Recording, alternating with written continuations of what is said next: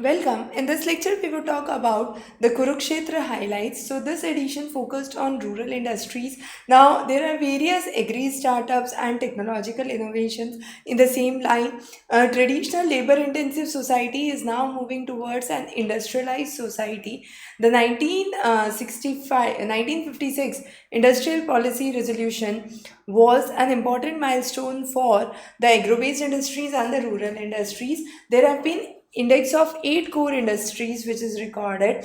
The rural industries have faced numerous challenges in the same regard, and there are various areas of improvement, for example skill building, technology innovation, cluster development, marketing. And then to focus on the industrialization in the rural area, there are various schemes. For example, PM Mudra Yojana, this provides refinancing support to banks for lending to micro units for loan requirements up to 10 lakhs.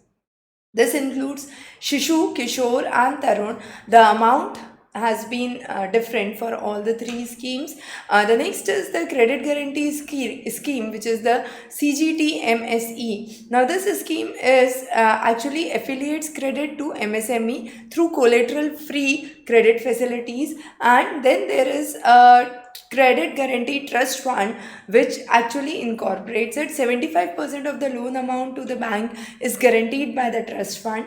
The next is export potential for the rural industries. Now this talks about the export led growth hypothesis.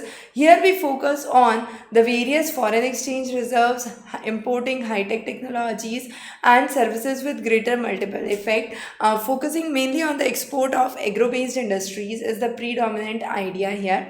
The next is when we talk about exports, Export Preparedness Index 2021 ranks the states and the union territories based on how readily they can export and how prepared they are for their exports. So policy, business ecosystem, export ecosystem, and export performance are part of it. Again, in the other fields of areas, we have khadi and handicraft industries. There are various challenges. For example, competition from industrialized goods, high cost of transaction, lack of awareness, lack of promotion, lack of exposure, no market intelligence, which affects which has a huge side effect on the khadi industries. Basically, the handicraft, charkha, silk, muslin being exported to US, Japan, Canada, and Middle East nations.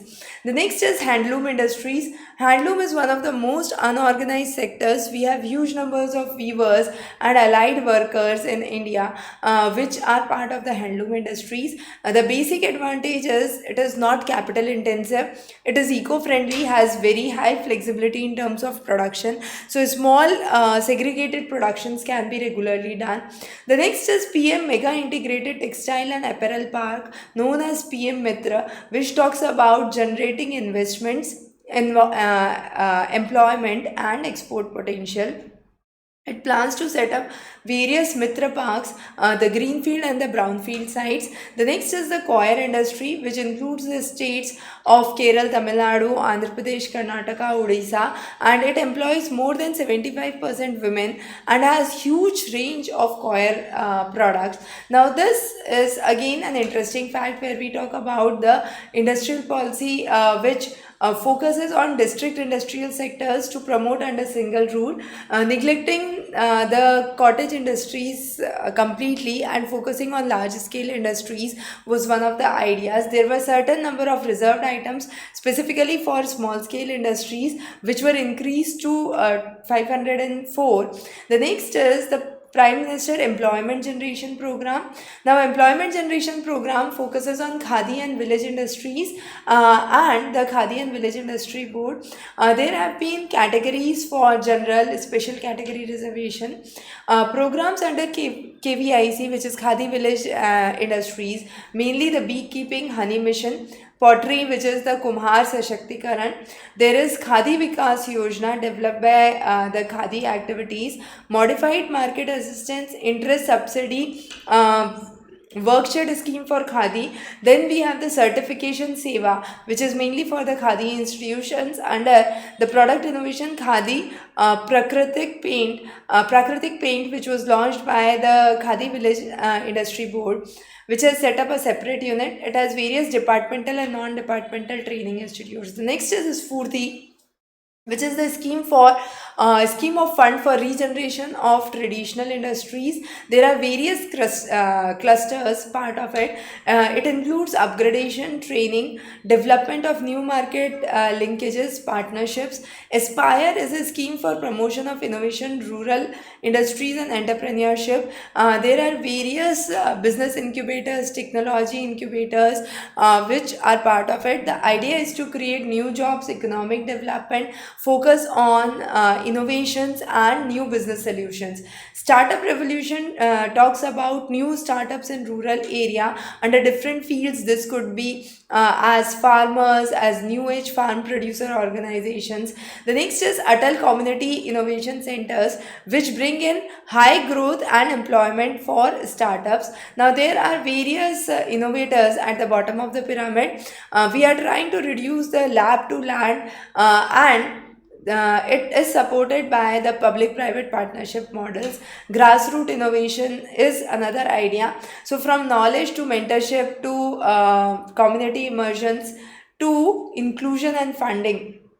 The next is digital services. So under digital services, BPO promotion scheme is a very important scheme. There are expansion of schemes through e-commerce, digital marketing, delivery services, warehousing, and then benefiting the digital and the tech-savvy customers. Under the education sector, talking about Nipun Bharat scheme, which focuses on foundational literacy and numeracy for children by 2026 and 27 in a mission mode program. ATL, which is Atal Tinkering Lab for Children, which we have already discussed. Agri business and rural industries. Post the Second World War, Green Revolution brought a numerous change in agriculture.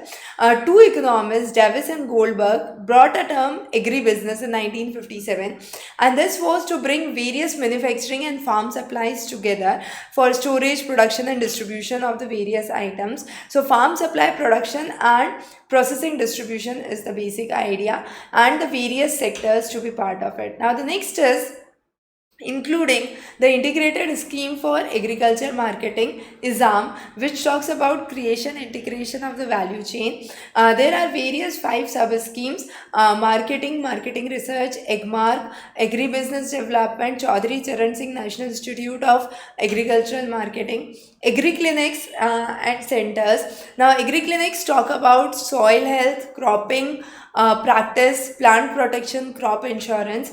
Then we also focus on regular employment, casual employment, and self-employment as 3 forms of employment which can be seen in the rural industries. The next is the classification of rural industries under 4 categories, which is traditional, where cotton, handloom, khadi, leather, tanning is included. Heavy, which talks about mini steel plants, fertilizers, ancillary engineering products. Medium, which talks about mini cements plant, minor paper plants. Light industries focuses on hinge, screen, door, window frames, roofing, etc.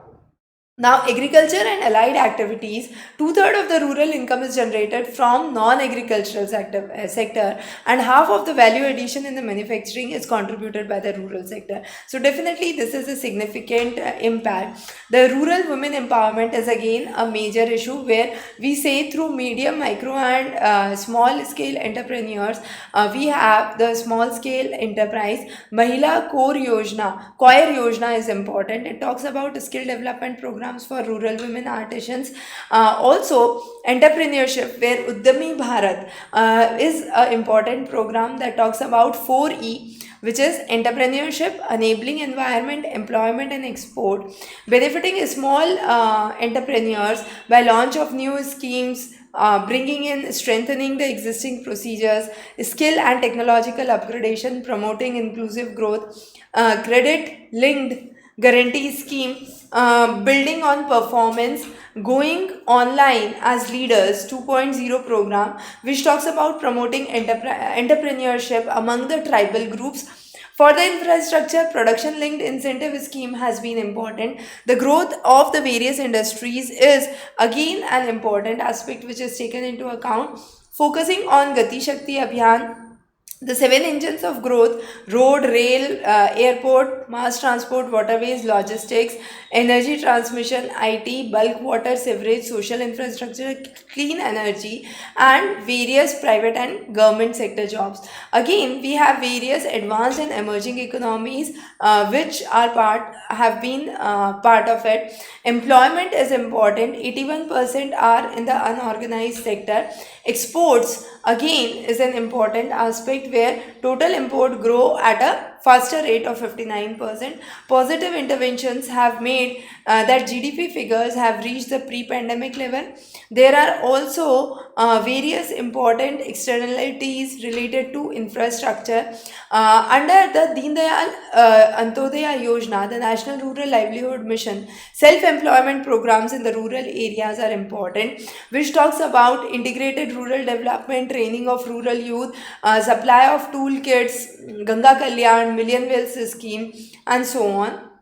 It brings in nearly 10 crore households into self-help groups. Social mobilization, financial inclusion, sustainable livelihood, and social inclusion are part of it.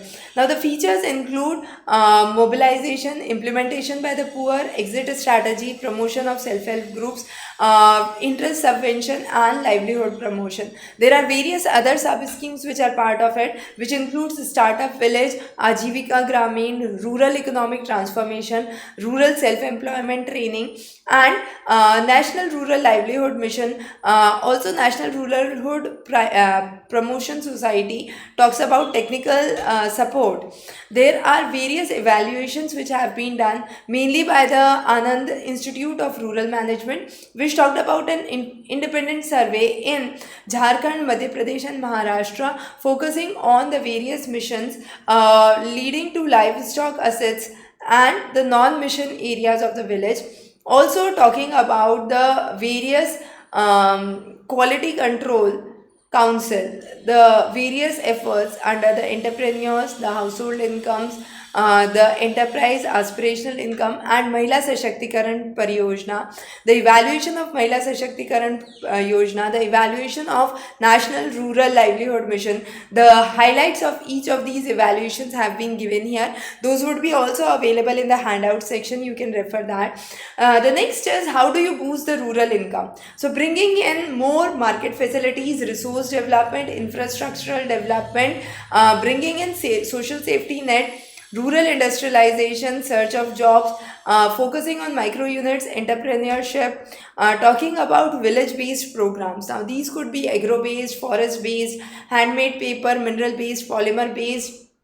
Under Mahatma Gandhi Institute for Rural Industrialization, Khadi and Textile, Bioprocessing, Rural Chemicals are some of the industries some of the elements that are important. And for choir, the Choir Vikas Yojana, where science and technology upgradation of it, export promotion, welfare, and technology upgradation scheme are some of those. So this edition solely focused on rural development in terms of agriculture and non-agricultural elements that can be incorporated for the same. So this was a quick summary of Kurukshetra this month. We will be covering down to earth in a separate lecture. Stay tuned for updates. Have a wonderful day ahead.